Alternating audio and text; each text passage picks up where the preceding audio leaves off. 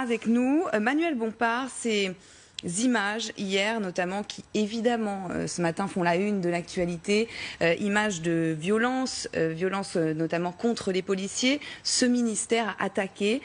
Quelle est votre réaction ce matin de la France Insoumise qui notamment soutient ce mouvement des Gilets jaunes depuis la première heure, on peut le dire? Bien sûr, mais d'abord je pense que ces images ne résument pas le mouvement des Gilets jaunes et ne résument pas non plus la journée de mobilisation d'hier, qui a été une mobilisation, encore une fois, très suivie. Je pense que le gouvernement avait décrété la fin du mouvement, on l'avait espéré en tout cas, et preuve est faite aujourd'hui que ce n'est pas le cas.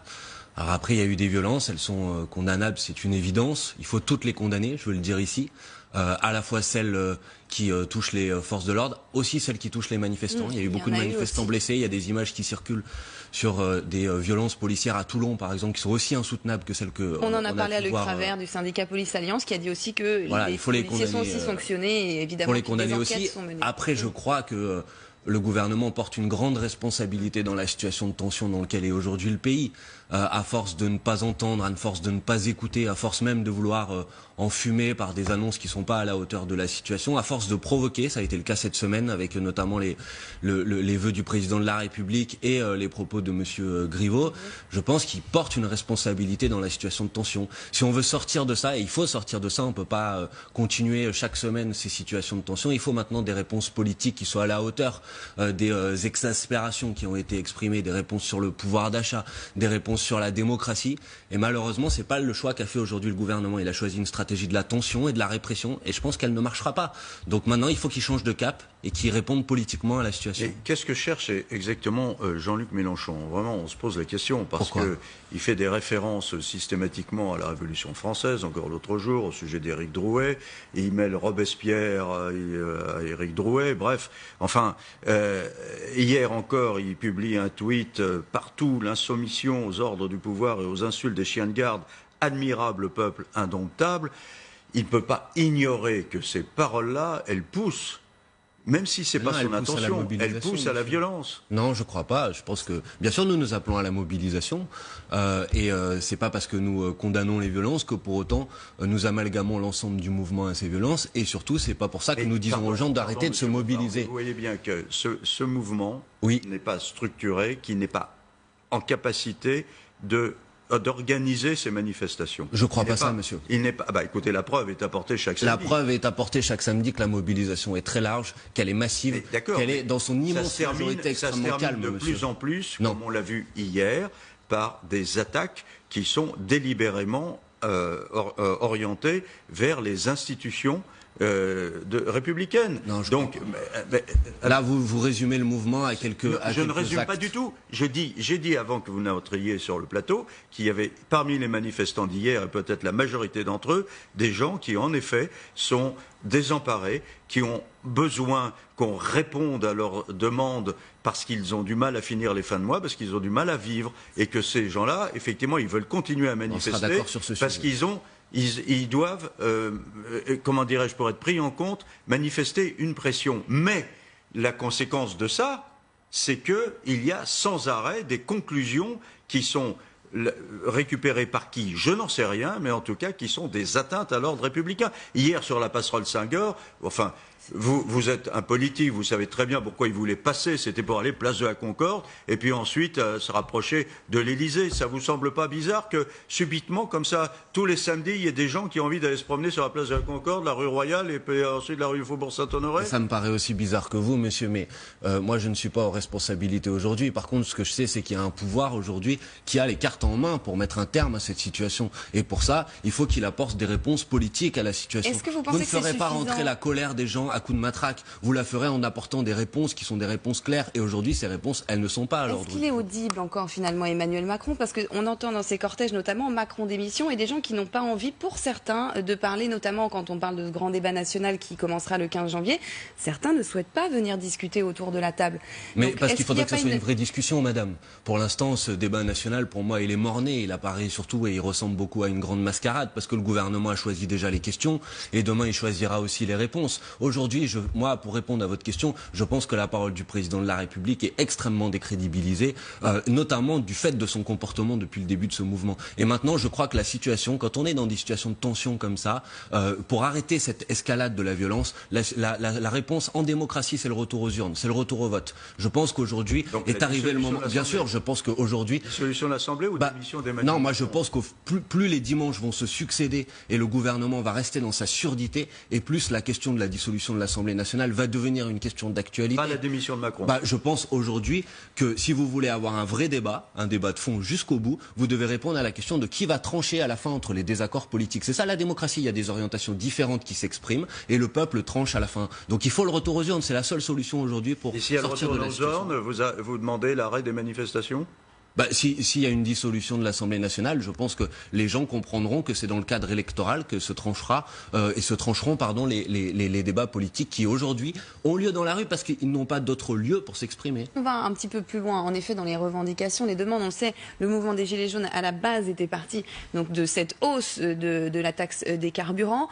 On l'a vu, beaucoup de revendications sur le pouvoir d'achat et en même temps cette revendication au niveau de la démocratie, finalement, de la République, de cette 5e République. Vous, c'est vrai que c'est quelque chose à la France Insoumise, que c'est une idée, disons un débat que vous ameniez déjà depuis plusieurs années. On est dans la confrontation, finalement, de ces deux idées-là. Je crois, en fait, je pense que ce qui illustre ce mouvement, c'est ce sentiment croissant qu'ont les citoyens aujourd'hui dans ce pays d'être expulsés de la décision politique, finalement de ne pas avoir leur mot à dire et que leur parole est en permanence méprisée, oubliée. Et effectivement, le cadre de la 5e République, qui finalement appelle les gens au vote une fois tous les 5 ans et puis on puisse ensuite leur demande de rentrer à la maison, génère cette situation-là, cette situation où les gens se disent, bon, finalement, mon avis ne compte pour rien. Et je pense effectivement que les revendications sociales qui se sont exprimées, elles sont importantes, il faut en tenir compte, mais il y a des revendications démocratiques extrêmement fortes. Moi, je les soutiens. Le référendum d'initiative citoyenne. Et je crois qu'on est à un temps où plus personne n'adhère. Quel sujet sans filtre? Non, mais sans filtre, non, monsieur, mais je pose la question. Je pense que, moi j'ai pas peur du peuple, vous voyez. Je pense que le peuple est beaucoup plus intelligent que ce que les gens croient et que vous pouvez lui poser n'importe quelle question et que la réponse sera une réponse juste. Qu'est-ce que vous voulez dire? Dans le cadre déification du peuple oui. dans vos rangs. Et encore une fois, je reviens à Jean-Luc Mélenchon qui se réfère régulièrement à Robespierre dans cette il n'y a pas que du mal dans Robespierre. Du peuple avec des paroles. D'ailleurs, quand on lit les discours de Robespierre, on se dit à certains moments, tiens, peut-être que Jean-Luc Mélenchon s'est inspiré en prise directe, par exemple. Le peuple français s'inspire de la Révolution française. Magnanime, la corruption et la tyrannie sont l'apanage exclusif de tous ceux qui le dédaignent. Ça, c'est Robespierre, c'est pas Mélenchon. Pour le cas où certains pourraient. Ça vous fait peur, Robespierre? Mais vous savez, moi, je suis fier de l'histoire républicaine de mon pays, monsieur, de la Révolution française. Ça fait partie intégrante de Robespierre, vous avez vu jusqu'où ça a dérivé, parce que la déification du peuple finit par dire la vertu est exclusivement l'apanage du peuple, la corruption, ce sont les tyrans qui gouvernent, et donc il faut les faire disparaître par la terreur. C'est ça le processus définitif. Ouais, si vous avez entendu, non, monsieur, là je connais bien cette stratégie de diabolisation. C'est pas la stratégie de diabolisation. Mais c'est pas grave. C'est l'histoire qui nous. Mais si vous vous en rendez pas compte, c'est dommage. Mais vous avez entendu, je pense, dans mes propos, le fait que, pour ma part, il me semble que la solution à la fin est une solution dans le cadre électoral. Jean-Luc Mélenchon qui sans arrêt remet sur le devant de la scène le romantisme. Mais Jean-Luc Mélenchon qui a l'air de beaucoup vous traumatiser. Non, pas du tout. Jean-Luc Mélenchon est un républicain fervent et il est adepte de ce qu'on a appelé la stratégie de la révolution citoyenne, c'est-à-dire l'idée qu'à la fin c'est par les urnes que se tranchent les grandes questions dans notre pays. Vous voyez, il n'y a pas de parole de terreur dans ce que nous disons. Mais nous disons aujourd'hui que les gens se sont expulsés de la décision politique et qu'effectivement la question de comment on ressource notre démocratie aujourd'hui est une question centrale. Et dans les urnes, pardon, mais puisque la révolution est dans l'imaginaire de Jean-Luc Mélenchon, Robespierre lui-même a expliqué que finalement la Convention ou l'Assemblée nationale, suivant les époques, n'était plus légitime parce qu'elle s'était dégagée du peuple et que par conséquent il fallait exterminer tous ceux. Je suis très heureux d'avoir un débat avec vous sur la Révolution française un dimanche matin, monsieur. Mais si vous avez bien entendu, mes propos, je pense qu'on en est venu à un temps où effectivement il faut refonder ces institutions parce qu'aujourd'hui elles ne sont plus considérées comme légitimes. Donc je pense qu'une revendication forte c'est le référendum d'initiative citoyenne, mais ceci la constituante, le passage à une 6e République pour redéfinir ensemble les règles règles du jeu. Ça ne vous pose pas de problème qu'aujourd'hui, à chaque élection, vous avez près de la moitié de la population qui ne se déplace pas. Donc ça pose bien la question. Sur ce plan-là, on est d'accord, il faut réviser le fonctionnement de la parce que dans les urnes, Jean-Luc Mélenchon n'est pas sorti non plus victorieux d'étaler face aux urnes, dans les urnes. Non, mais il n'est pas président de la République aujourd'hui. Mais madame, quand on croit à la démocratie, à la fin, on en accepte le résultat. Bien moi, sûr, pour ma part, je suis pour la dissolution de l'Assemblée nationale et ensuite le peuple tranche. Et si je perds, je perds et je me représente à l'élection d'après. Et en attendant, j'admets le résultat des urnes. C'est la démocratie, madame. Sur le peuple, oui, justement, sur le peuple, est-ce que vous dites de donner la parole au peuple? Alors hier, on avait notamment un membre de la coordination des Gilets jaunes qui nous a annoncé l'arrivée d'une plateforme participative où justement donc tout le monde va pouvoir s'exprimer. Vous pensez que sur tous les sujets, tout le monde peut parler, donner son avis sur tout? Je pense que sur tous les sujets, oui, tout le monde doit pouvoir donner son avis et s'exprimer. Pour autant, ensuite, il y a une démocratie qui est aujourd'hui une démocratie représentative. Je pense que la question est posée d'introduire des formes de démocratie directe dans cette démocratie représentative. C'est le sens du référendum d'initiative citoyenne.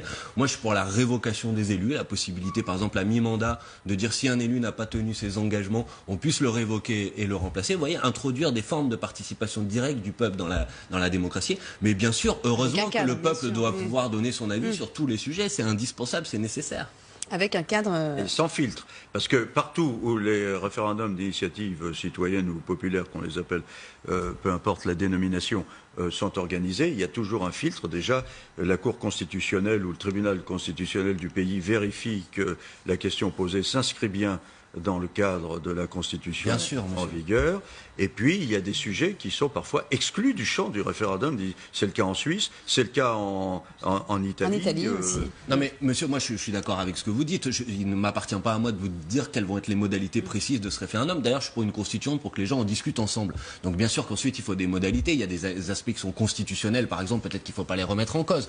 On peut travailler sur les modalités de mise en œuvre de ce référendum d'initiative citoyenne. Mais il faut que les gens, quand il y a une grande question qui est posée au pays, les gens puissent se prononcer sur le sujet. Je pense que c'est nécessaire. Merci Manuel Bompard, directeur des campagnes de la France Insoumise.